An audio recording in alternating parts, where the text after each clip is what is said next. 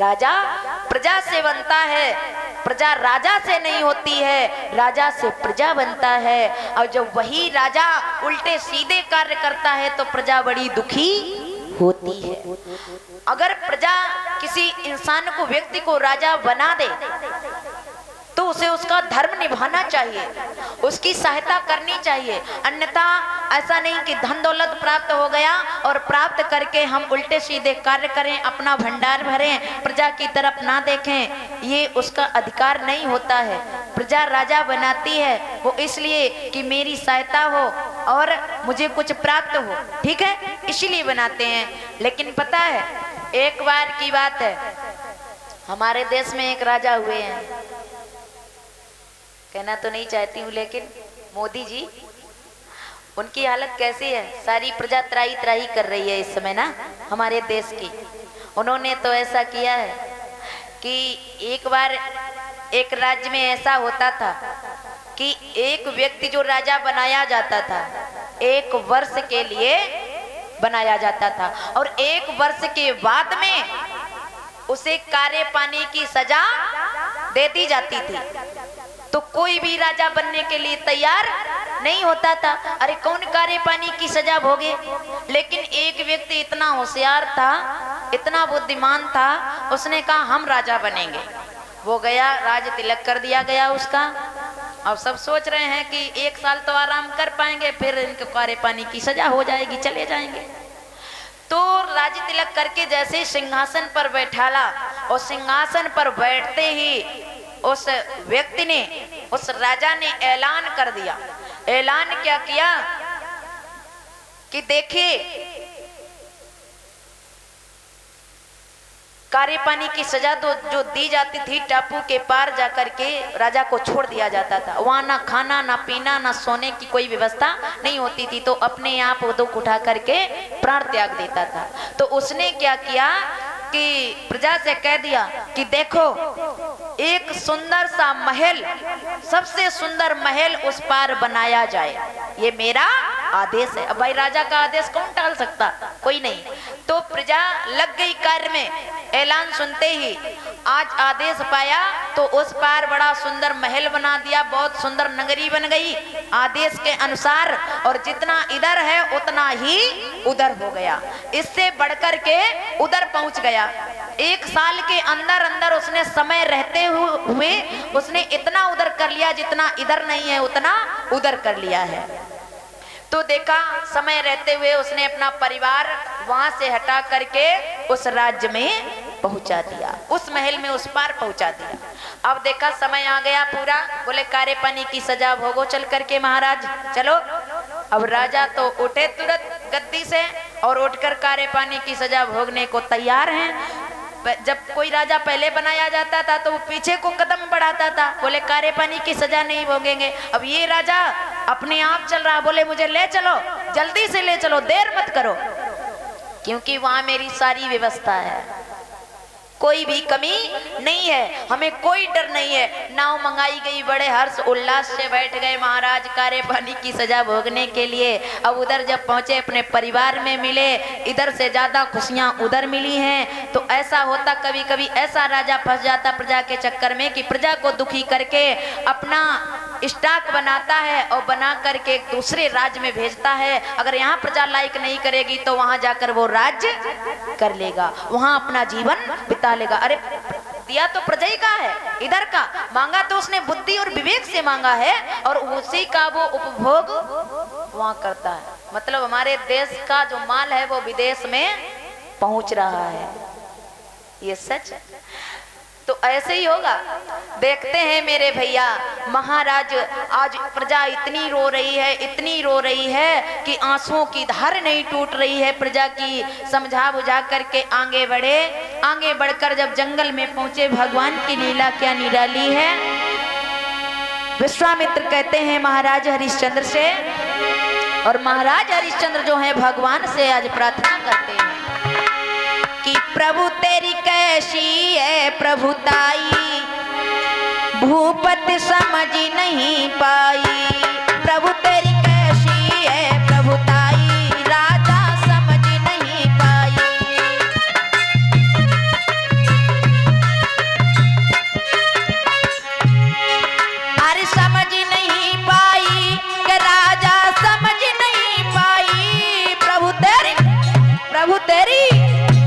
तेरी कैसी है प्रभुताई, राजा समझ नहीं पाई।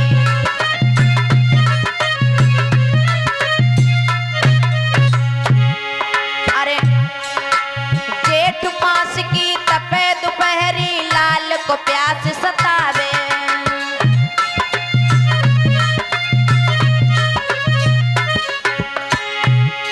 अरे होनी को बलवान बहन मेरी, होनी रंग दिखावे। काया काया काया बेटा की को मिलाई, राजा समझ नहीं पाई। प्रभु तेरी कैसी है प्रभुताई, राजा समझ नहीं पाई।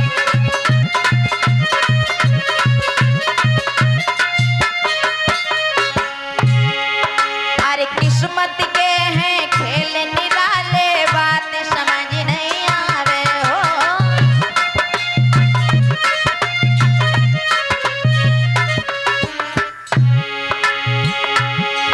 अरे होनी को बलवानी बहन मेरी, होनी रंग दिखावे। नंगरी नंगरी नंगरी काशी गई है आई, भूपति समझ नहीं पाई।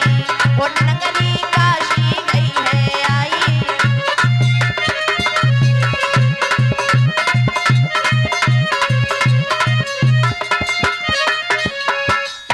आज देखा रास्ते में खड़ा किया विश्वामित्र ने, बोले ठहर जाओ महाराज, काफी दूर की यात्रा हो चुकी है, थक गए हो, आराम कर लो। ऐसा करो जलपान कर लो, प्यास लगी होगी। महाराज हरिश्चंद्र ने कहा कि मुनिवर ये मेरा प्रण है, जब तक मैं तुम्हारी दक्षिणा अदा नहीं कर लूंगा तब तक मैं जलपान नहीं कर सकता हूँ। हाँ, यदि मेरी रानी और पुत्र चाहे तो पानी पी सकते हैं। तुरंत रानी और पुत्र के तरफ कमंडल बढ़ाया तो आज जवाब मिला उनकी तरफ से। बोले महाराज, दोनों ने कहा, रानी रोहित ने जवाब दिया, आप तो विप्रवर ज्ञानी हैं और पानी की हमें जरूरत ना है, हम खुद ही पानी है, हमें पानी की कोई भी जरूरत नहीं है, हम तुम्हारी दक्षिणा अदा करके ही पानी पिएंगे। बोले चलो। तो अब आगे की यात्रा और तय करने लगे। चलते चलते भैया धीरे धीरे आज जाकर काशी नगरिया में पहुंच जाते हैं। काशी नगरिया में पहुंचकर भगवान भोलेनाथ के दर्शन किए हैं। बोलिए शंकर भगवान की। आज दर्शन करके आवाज लगाने लगे कि किसी को तीनों प्राणियों की जरूरत हो तो आकर खरीद लो, ये बिकने के लिए हैं। मेरे भैया कोई खरीदने नहीं आ रहा। देखिए, जब किस्मत खराब होती है तो कोई साथ नहीं देता है। देखा गया है सुबह से जब शाम होने को आई कोई नहीं खरीदार आया।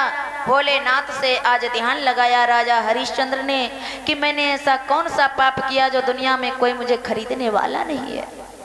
तब तक प्रभु की ऐसी कृपा हुई कि एक वाल्मीकि जी आए, मेहतर आकर के खड़े हुए। देखा, बोले बड़ा हट्टा कट्टा आदमी है, अच्छा है, अगर मैं इसे खरीद लूं तो मेरे घर का काम करेगा और वक्त आने पर ये मरघट का भी काम कर सकता है। तो उसी समय पास जाकर के कहा महात्मा जी से, बोले ये बताइए इनका मूल्य कितना है। तो तुरंत का 20 बार सोना निकाल करके दे दिया और महाराज को खरीद लिया। देखिए, राजा हरिश्चंद्र को जिसने खरीदा था उस मेहतर का नाम था प्रवीण। ये मार्कंडेय पुराण का प्रमाण है, देख लेना। और जो मैंने आपको एक बार बताया था ये भी मार्कंडेय पुराण का प्रमाण है, देख लेना। अगर ध्यान ना रहे तो खोल कर देख लेना। मेरे भैया आज बताया जाता है राजा हरिश्चंद्र को खरीद लिया और खरीद करके जैसे ही चले तो रानी ने चरणों को पकड़ लिया। बोले महाराज हमें भी बेच दो, इसके बाद में चले जाना, पता नहीं ये ब्राह्मण मुझे किसके हाथों बेच दें। राजा हरिश्चंद्र ठहर गए। तब तक प्रभु की कृपा और हुई। एक ब्राह्मण जी आए और आकर के रानी तारा की ओर देखा। बोले ये जो स्त्री है बिकने को खड़ी है, अगर मैं इसे खरीद लूं तो मेरे घर में चौका बर्तन झाड़ू पोछा रोटी पानी बनाएगी। और वैसे भी मैं सुबह उठता हूँ, स्नान करता हूँ, इसके बाद में पूजा पाठ करता हूँ, फिर कहीं भोजन बना के तब कहीं खा पाता हूँ, तो समय हो जाता है। तो ये समय से बनाएगी और मैं समय से खाऊंगा। पूछा इसका मूल्य कितना है? बोले 20 बार सोना। निकाला, दे दिया। रानी तारा को भी खरीद लिया।